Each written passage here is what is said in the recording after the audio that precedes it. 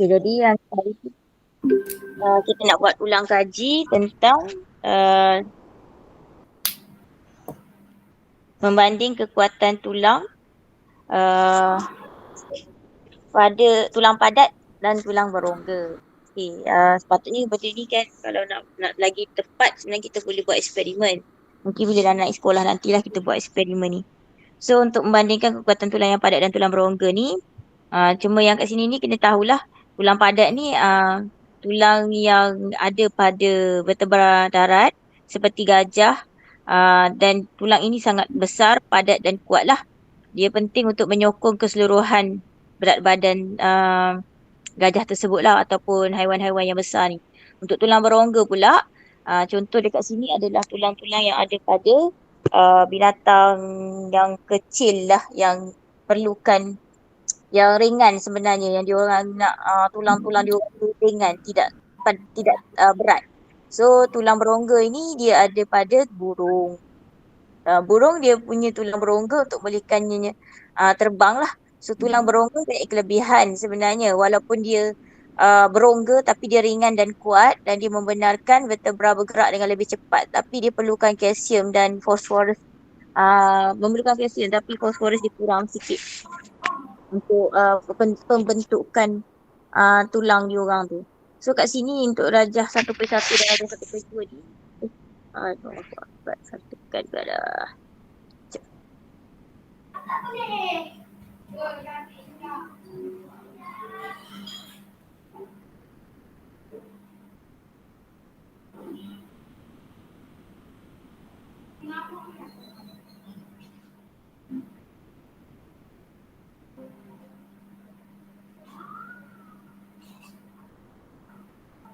salah tertekan tadi.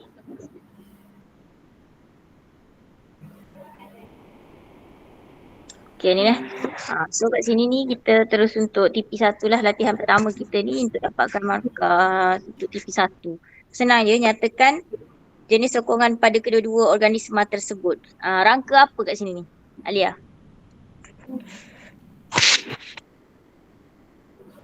Kalau jenis sokongan ni minta rangka lah, rangka jenis apa? Rangka dalam, rangka luar ataupun rangka hidrostatik?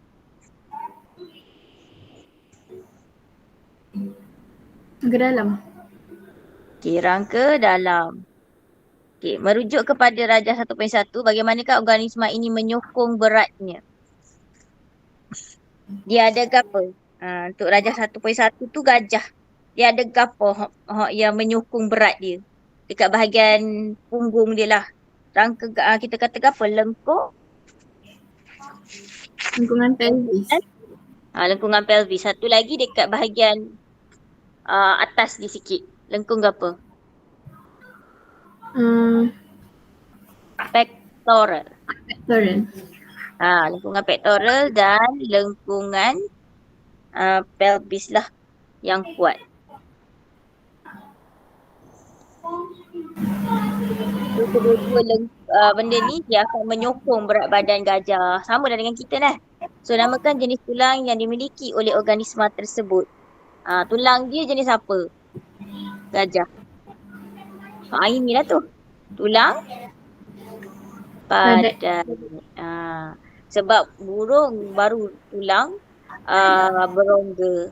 Okey, namakan bahagian yang terdapat pada organisma ini yang berfungsi sebagai tempat pelekatan otot untuk penerbangan, yang ada adaptasi pada dia tu. Sebelum kita cuti sekolah itu ni. Ni dia panggil apa ni? Tulang sternum. Sternum bagus. Mana dah? Sekeping gitu kan. Ni. Inilah. Yang diwarnakan biru ini kita panggil sebagai sternum.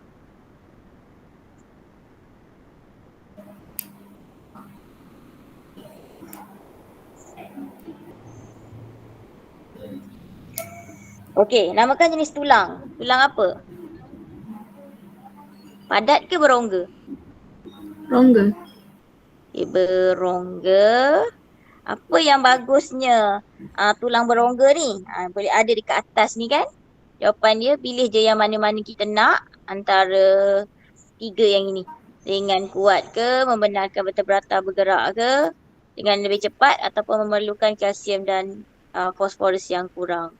Okey, kalau saya ambil yang mudah sekali iaitu bersifat ringan lah. Ringan dan kuat. Ringan tapi dia kuat.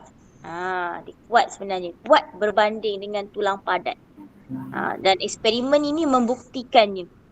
Untuk membandingkan kekuatan tulang yang padat dengan tulang yang berongga. Memang terbukti. Saya buat eksperimen ni tahun lepas dengan pelajar kelas 4C 2020 dan memang betul tulang padat tidak sekuat tulang berongga. Tulang berongga tu sebenarnya dia lebih kuat berbanding dengan tulang padat. Memang penyataan masalah ni hipotesis dia betul. Tulang berongga lebih kuat berbanding dengan tulang padat. Di sini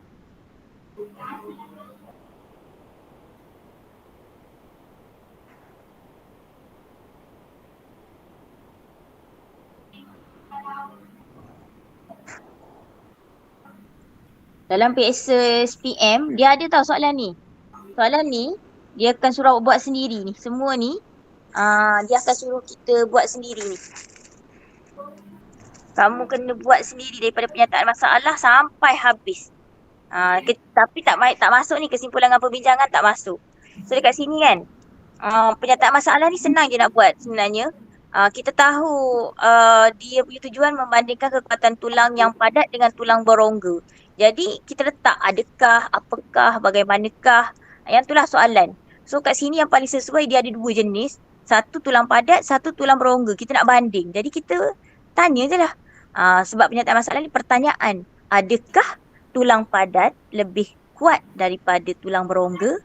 Kalau kamu tahulah apa fakta yang sebenarnya tulang berongga lagi kuat. Kalau kamu tahu tulang berongga lagi kuat, awak pun tulis, tukar je lah. Adakah tulang berongga lebih kuat daripada tulang padat?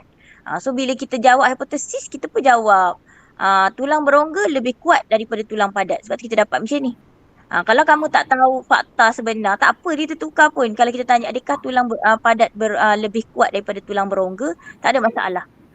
Sebab kita nak buat eksperimen, kita try dulu, try and error. Tak betul, kita buat balik. Kita tukar balik hipotesis. Jadi hipotesis tak semestinya tepat seperti fakta yang sebenar. Tetapi mesti ada, nak buat hipotesis, dia mesti ada kaitan antara pemboleh ubah manipulasi dengan pemboleh ubah bergerak balas. So dekat sini pemboleh ubah manipulasinya adalah tulang berongga dan tulang padat. Jadi kita boleh pilih lah.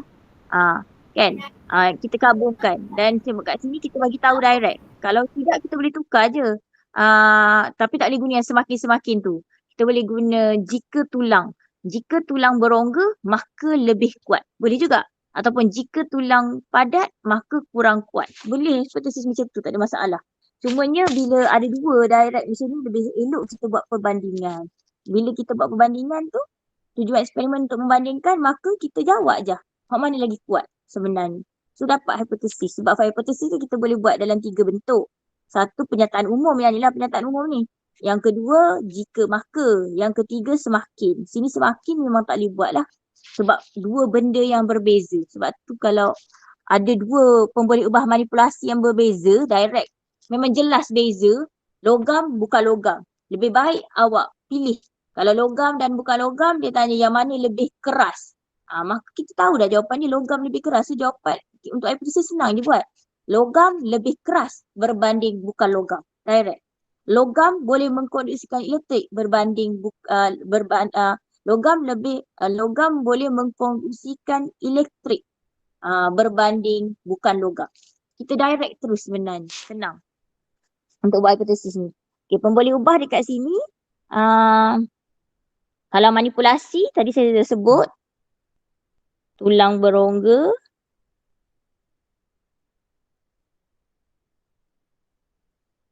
Dan tulang padat. Ambil teguh je daripada soalan. Tak payah awak fikir-fikir. Sebenarnya kalau nak ikut kat silinder lah. Tapi lupalah. Silap tak boleh. Sebab yang ni kita nak buat eksperimen. Jadi kita tidak guna tulang. Sorry. Lupa dah yang ni. Okey, kat sini awak tengok ni.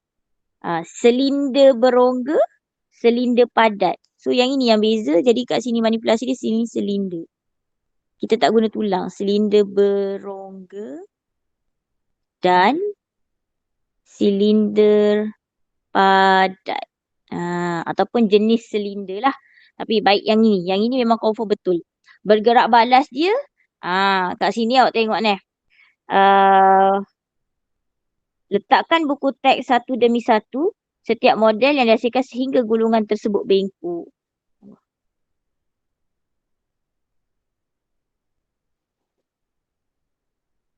Silap saya. Ni. Ini adalah PB. PB kita, pembeli bergerak balas. Model ini A dengan B kita tak boleh ambil model. Sebenarnya model ni sepatutnya ditulis sini kat sini A ni silinder berongga.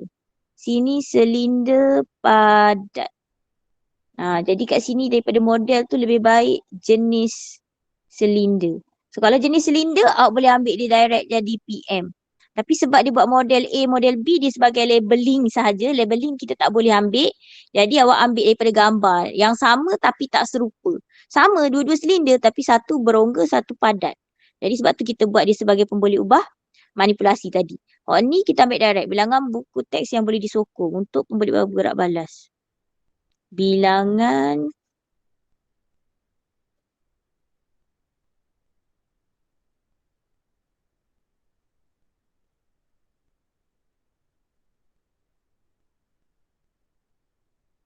okey, dimalarkan apa yang sama? Awak tengok.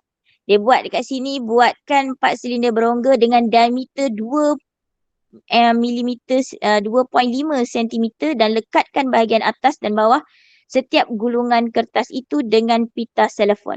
Lekatkan setiap silinder pada bahagian sudut.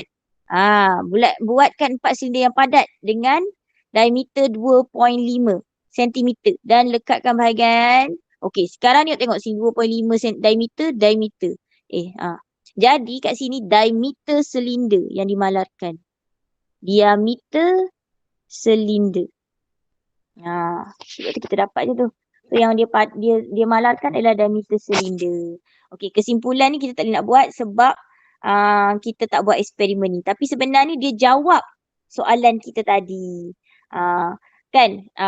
Ni kan hipotesis kita kata silinder berongga dan tulang berongga lebih kuat daripada tulang padat. So, sebenarnya tulang berongga dekat dalam kes ini adalah silinder berongga. Sini silinder padat. Okey. Jadi untuk kesimpulan ni sebenarnya dia jawab hipotesis memang betul. So kat sini kita kena buat silinder berongga lebih kuat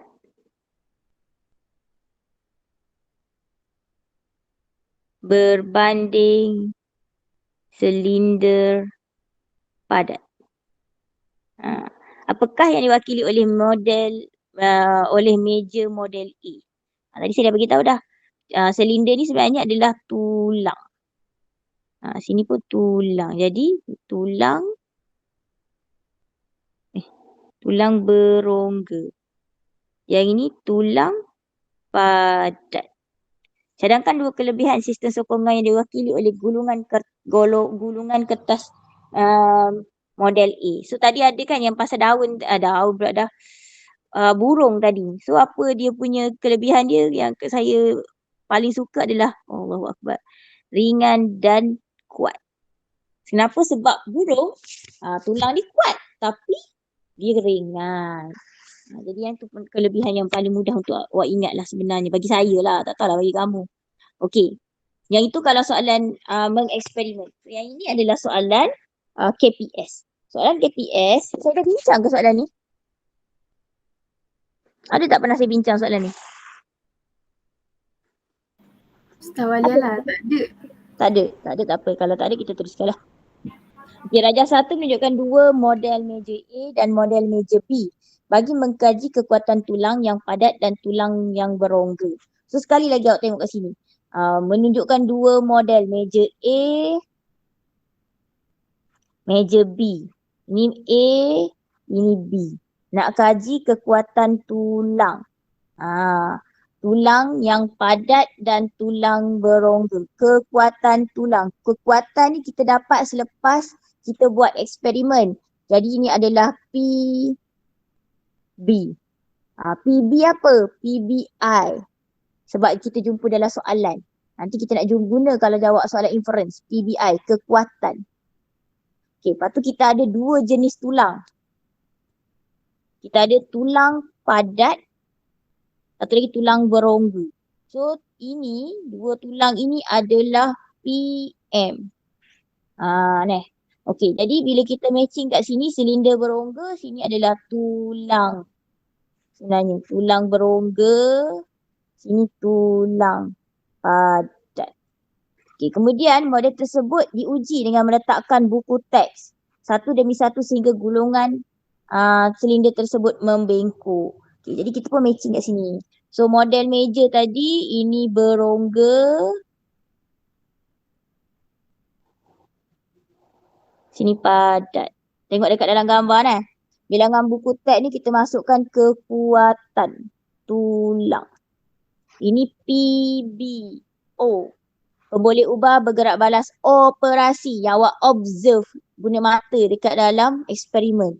Ini PBI yang awak dapat daripada soalan. Dua-dua pun boleh ubah.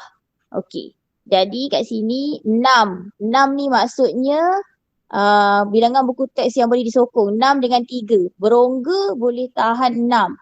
Padat boleh tahan 3. Jadi berongga kuat. Yang ini kurang kuat. Sebab kita kira kekuatan. Jadi maksudnya yang ni kuat, yang ni kurang kuat. Nyatakan satu pemerhatian. Okey, nak buat pemerhatian senang aja. Awak ambil yang ini 1, 2, 3, 4, 5, 6. Kenapa buat macam tu? Sebab kita nak masukkan ni. Model meja pula. Model A teruslah. Model A, satu model. Nak betul model meja boleh. Model A, bilangan ambil ni. Model tu ambil yang satu. A ni 2. Ni ambil bilangan buku teks yang boleh disokong. Okay, sekarang ni 6 ni tak boleh tulis 6. Awak kena tukar jadi perkataan. 6 dengan 3 mana banyak? Alia. Siapa banyak buku? 6. Sini banyak. Di sini sikit. Dia boleh disokong banyak. Berbanding. Saya lupa nak bagi tahu. Bila kita buat pemerhatian, dia kena ada. Bila dah settle ni kan, ni 1, 2, 3, 4. Lepas 4 tu kena ada perkataan berbanding. Baru boleh masuk yang ke-6. Berbanding. Ni berbanding. Okey, sambung. Model meja B. Model meja B. Yang bilangan buku teks yang boleh disokong adalah sikit. Ambil daripada sini je. Ambil daripada petak-petak tersebut. Tetapi awak masukkan ke perkataan apa sebenarnya? Ni berbanding. Yang lain semua saling tiru sebiji. Cuma kalau dia ada nombor kita tak boleh ambil. Kita kena tukar dia jadi perkataan. Dulu boleh. Waktu mula-mula saya ngajar sains boleh. Boleh ambil 6. Berbanding bilangan buku teks yang boleh disokong oleh meja B 3. Boleh. Tapi sekarang tak boleh. Selepas ada kebat-kebat dah tak boleh lah.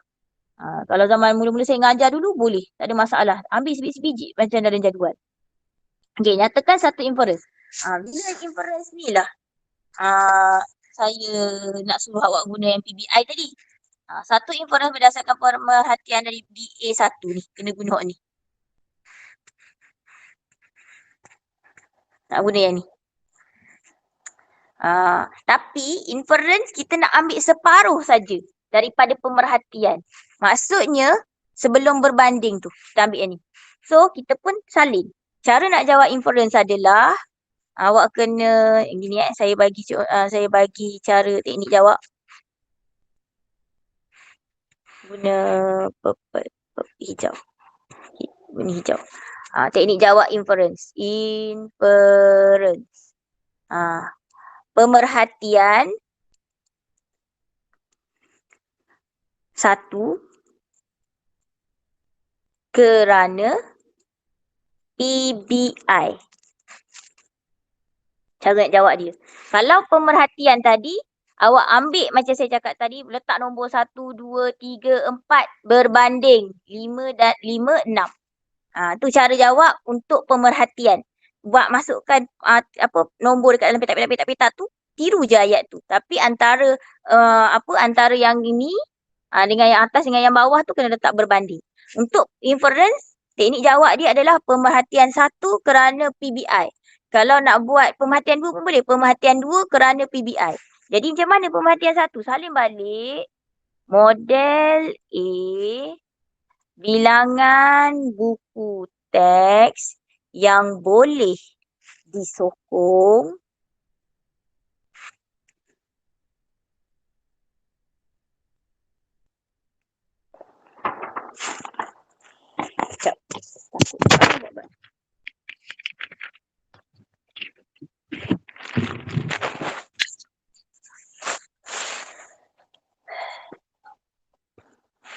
yang boleh disokong banyak kerana ini. Kerana apa? Model A ni, ambil yang ni. Kekuatan ni. Lebih kuat daripada model B. Sebenarnya jawapan dia nak ni je. Model A lebih kuat daripada model B. Tapi kalau soalan ini tidak dimulakan dengan pemerhatian, awak tak boleh jawab terus yang bawah ni. Sebenarnya benda yang kita nak, pemeriksa dia nak tengok yang ini je. Tapi dengan syarat, kalaulah dah ada sebelum soalan yang B ni ada dia tanya pemerhatian. Kalau dia tak tanya lagi, cara dia memang macam ni lah. Kena buat pemerhatian dulu, lepas tu baru masuk ni. Jadi kan untuk menyenangkan sebab pelajar selalu tak ingat. Saya kata kalau soalan itu tidak dimulakan dengan pemerhatian, awak kena buat pemerhatian dulu. Baru awak boleh jawab apa sebab dia. Pelajar selalu lupa yang tu. Jadi saya senangkan semua orang. Bila saya mengajar sekarang, saya bagi ini. Tak kisahlah soalan tu di start dengan pemerhatian dulu ke tak ke. Bila nak jawab inference, awak kena buat pemerhatian sikit kerana baru masukkan PBI. Kalau tidak, memang tak dapat markah. Untuk standby kalau soalan tidak dimulakan dengan pemerhatian. Supaya walaupun soalan tak dimulakan dengan pemerhatian, pelajar saya tetap jawab inference dengan betul. Jadi saya wajibkan start. Nak jawab pemerhatian, nak jawab inference, kena buat pemerhatian dulu. Kerana baru masukkan PBI. Sebab ni je PBI dia. Nak bagi tahu A kuat daripada B. Itu je sebenarnya. A lebih kuat daripada B. Okey, pemboleh ubah manipulasi senang, ambil saja direct. Apa dia pemboleh manipulasi ni? Kan kita dah banding ini silinder berongga dengan silinder padat. So kita masuk silinder berongga. Dan ni wajib silinder padat. Ambil direct daripada soalan. Pemboleh ubah bergerak balas, ambil yang ini. Bilangan buku teks yang boleh disokong. Ambil daripada soalan juga. Pemboleh ubah dimalarkan. Apa yang malar? Awak boleh tengok tak ada. Tapi dia kata sini sehingga gulungan silinder gulungan. Tadi kan kita dah jumpa tau sebenarnya. So dekat sini dia tak tunjuk. Tapi diameter gulungan silinder. Ataupun diameter silinder. Nyatakan hipotesis bagi eksperimen ini. Hipotesis, saya suka pelajar saya guna jika maka. Daripada semakin. Jika PM maka ke PB. Tu teknik untuk jawab hipotesis. Okey, jadi masuk je lah. Ataupun nak buat bagi tahu yang macam soalan tadi kan. Ni kod-kod awak tak ingat. Jika silinder berongga, tak nak guna-guna model Jika silinder berongga, ambil ni. Jika silinder berongga, ni lah. Maka bilangan buku teks yang boleh disokong banyak. Lebih banyak. Lebih banyak. Kalau tak nak yang ni, ingat balik yang kita dah belajar tu, kita nak buat connection dia adalah guna PBI ni. Ni. Boleh guna yang ni. Silinder berongga lebih kuat berbanding silinder padat. Tu satu lagi lah pilihan. Penyataan umum. Apakah yang diwakilkan oleh model A? Tulang berongga. Ni tulang padat. Nyatakan DSO. DSO nak kena guna PBI. Sorry.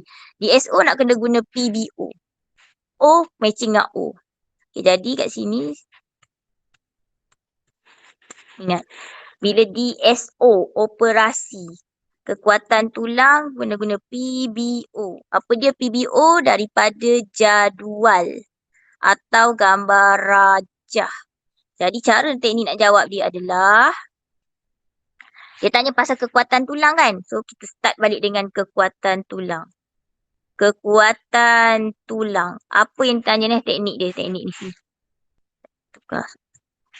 Ajak teknik. PBO. Cara jawab dia. Apa yang dia tanya ialah, pilih ada 5 benda awak kena pilih. Sama ada bahan. Ini buat kat sini nanti hilang. Kata dah. Pilihan dia bahan, proses,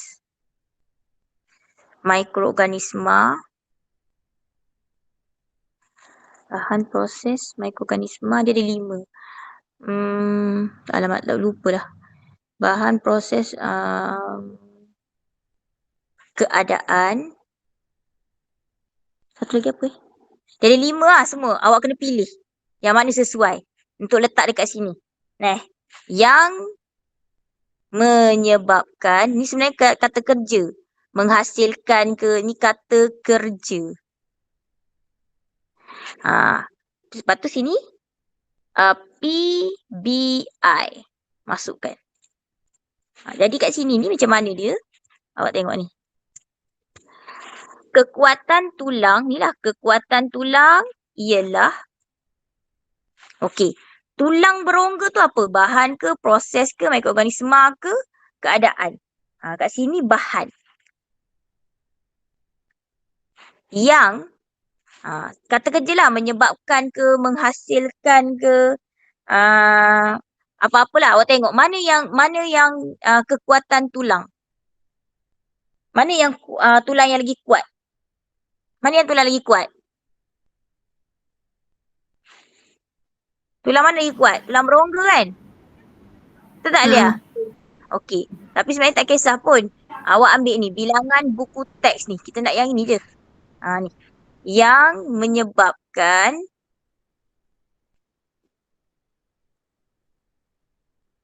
bilangan, ambil salin betul-betul, bilangan buku teks yang boleh disokong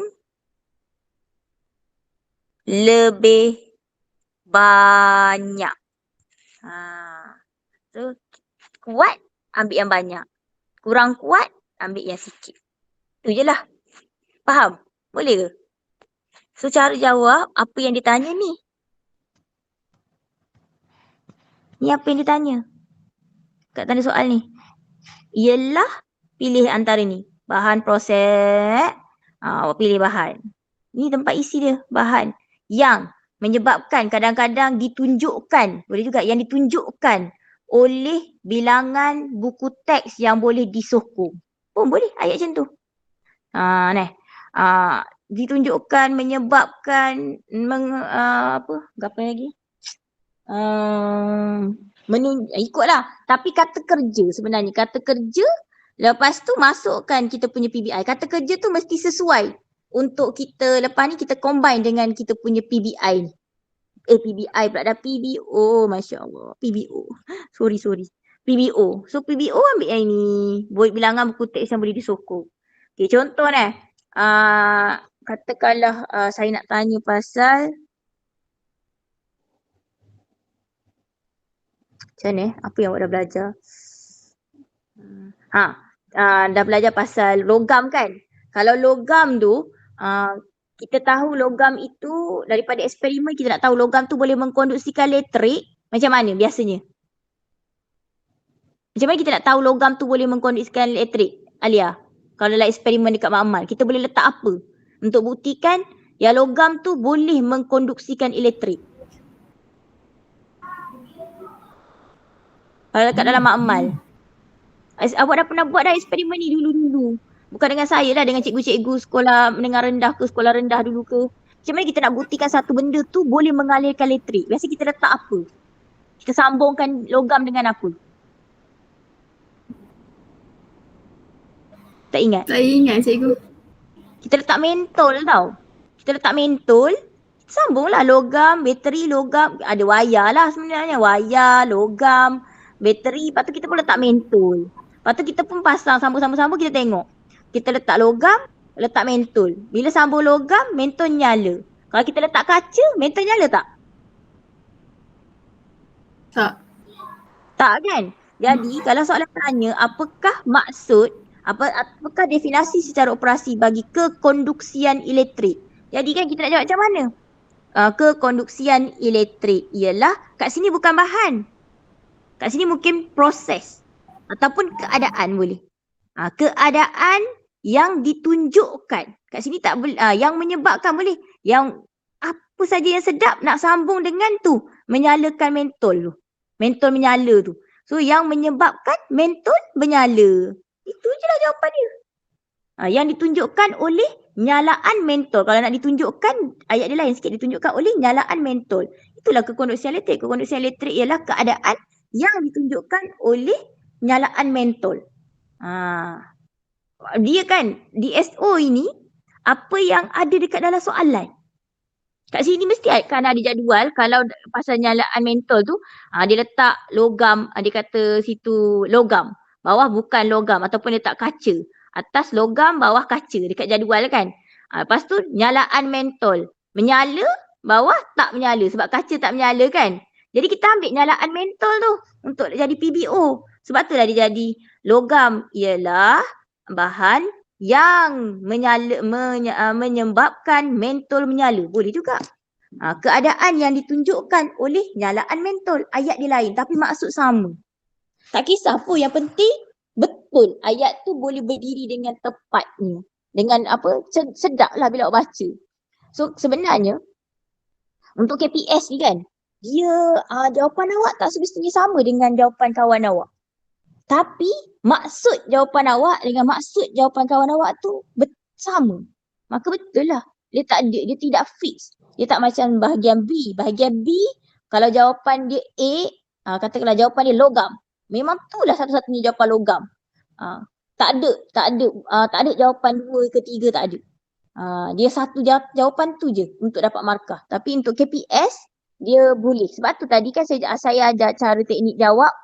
Inference ada yang saya ajar. Ni kan, inference ni kan pemerhatian satu kerana PBI. Ada orang jawab terus. Macam tadi. Model A lebih kuat daripada model B. Betul. Kalau jawab model A lebih banyak buku yang boleh ditampung kerana model A lebih kuat. Betul. Yang penting jawapan tu maksud dia sampai. Iaitu nak bagi tahu dekat pemeriksa model A tu lebih kuat daripada model B. Kat sini ni kan untuk manipulasi. kalau kamu jawab macam saya cakap ni, silinder berongga dan silinder padat. Betul. Ada orang jawab jenis silinder berongga. Betul juga. Jadi dia tidak fix jawapan dia, tapi jawapan dia sama betul sebenarnya. Jawapan dia tu dia boleh jawab dengan pelbagai teknik. Tapi teknik tu macam mana cakap dengan awak? Teknik tu mesti betul lah waktu jawab. Dia gitu lah. Senang je bahagian A untuk dapat markah. Sebab jawapan dah ada dekat dalam kertas soalan. Macam pemerhatian tu kan.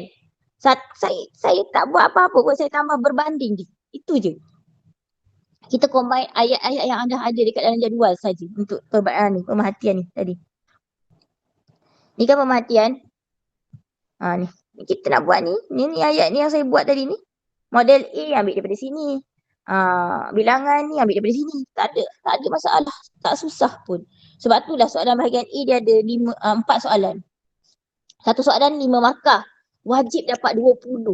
Kalau dapat 20 soalan A tu, alhamdulillah. Cerah peluang awak untuk dapat A sebenarnya. Dengan syarat yang lain tinggi lah. Tapi kalau A saja tinggi, yang lain tak tinggi tak boleh lah. Dan soalan bahagian A ni dia ada kaitan dengan soalan nombor 10. Macam ni lah soalan nombor 10 yang ni. Ni soalan nombor 10. Ni soalan nombor 10 dia bentuk lebih kurang macam ni. Tapi soalan nombor 10 yang sebenar prosedur ni kena buat sendiri. Prosedur kita kena buat. Tapi dah soalan ni dia dah bagi. Tapi dia soalan tu sampai sini je. Dia tak ada ni dan dia memang tinggal kosong gini. Macam saya buat ni lah, tak ada jawapan. Soalan nombor 10 memang dia tinggal kosong. Petak je suruh buat tapi tak ada jawapan. Sebab kita tak buat eksperimen, kita hanya merancang. So kita tak ada kesimpulan, kita tak ada perbincangan. Soalan dia sampai tapi 10 markah. Bukan soalan nombor 10. Untuk KSSM dia duduk dekat nombor 11.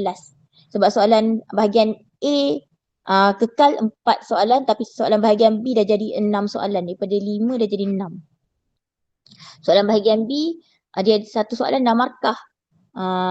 Jadi dia dah jadi 6 kat situ. Gitulah. Apa saya buat gitu. Okey, ada nak tanya Alia? Tadi cikgu. Agak-agak faham ke? Boleh lah faham tu. Yang ini saya dah buat kan hari tu kan? Sistem sokongan dengan faktor kestabilan. Mula-mula saya buat GM. Kalau tak silap saya. So mesti dah bincang kan hasil latihan prestasi yang ni? Alia masuk tak tu? Alia pun budak baru hari tu. Alia masuk bulan 3. Tak, sebab yang mula-mula saya buat GM. Saya buat GM dah lama dah. Baru lagi, bukannya bulan 3. Saya buat GM bulan berapa lepas cuti sekolah bulan 5. Alia tak masuk waktu mula-mula. Saya rasa Alia tak pernah tak masuk GM cikgu. Rasa saya bincang dah yang ni. Tak ada dekat dalam buku awak jawapan ni. Saya bincang terus rasa waktu tu.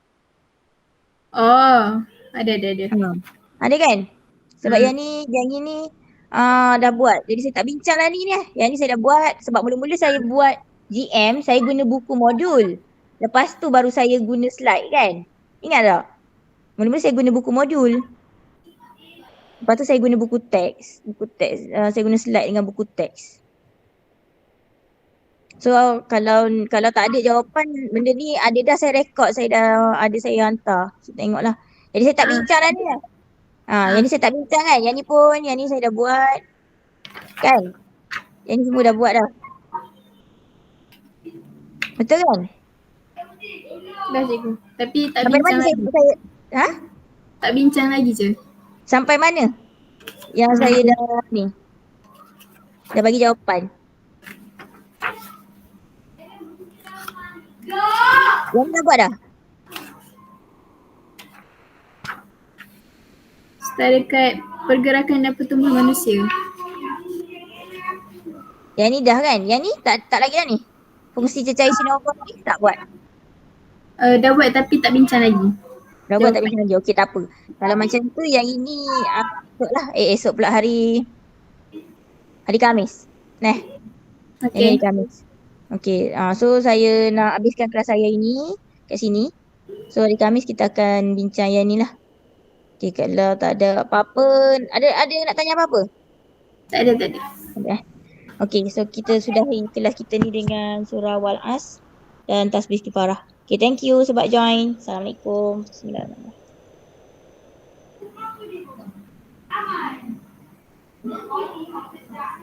Terima kasih, Cikgu. Sama.